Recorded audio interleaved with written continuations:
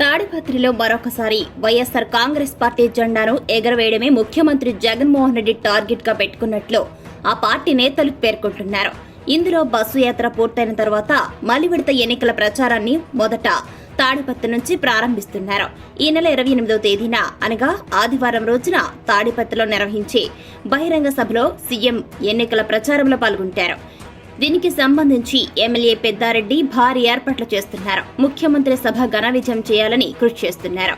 స్థానిక police station సర్కిల్లో వైఎస్సార్ విగ్రహం వద్ద ఉదయం 11 గంటలకు బహిరంగ సభను సీఎం వైఎస్ జగన్ నిర్వహిస్తున్నారు.